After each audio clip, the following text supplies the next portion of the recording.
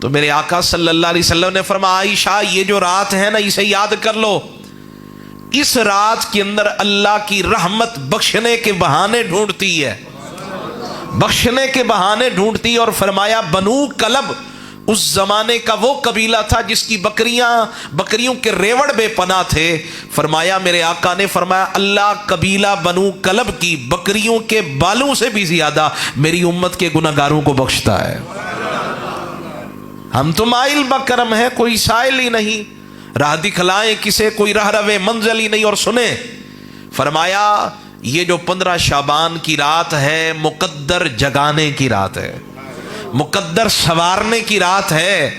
اس رات میں اگلے پورے سال کا ڈیٹا لکھا جاتا ہے، رزق کتنا دیا جائے گا یہ سارا لکھا جاتا ہے، کون زندہ رہے گا کون مر جائے گا یہ بھی لکھا جاتا ہے، کس کی شادی ہوگی اور کس کی طلاق ہوگی یہ بھی لکھا جاتا ہے۔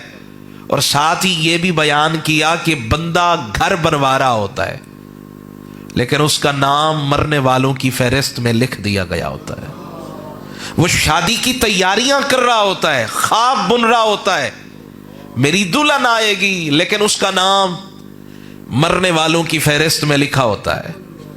کوئی زمین خرید رہا ہے، کوئی زمین کے لیے جھگڑا کر رہا ہے، یہ زمین کے لیے 8 بندے جو ہیں نا وہ ختم ہو گئے، لیکن ہوتا کیا ہے کہ لکھ دیا گیا ہوتا ہے کہ یہ بندہ مر جائے گا، تو پھر یہ جھگڑے کس کے لیے؟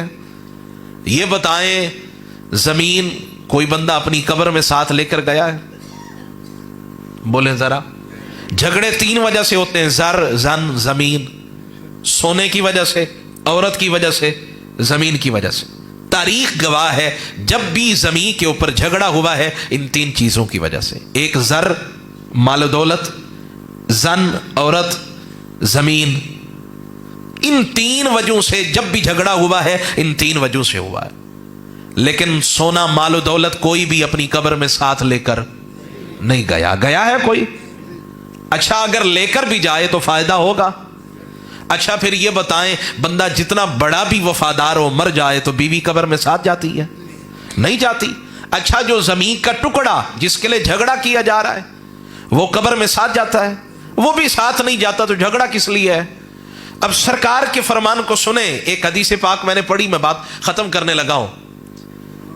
فرمایا اگر چاہتے ہو تمہیں نماز کی چس آئے، نماز کی چس آئے، لذت آئے، ذائقہ ملے تو کیا کرو؟ تو فرمایا پھر ایسے کرو، ذہن میں دل میں یہ بات بٹھا کر پھر اللہ اکبر کہو کہ میرا رب مجھے دیکھ رہا ہے۔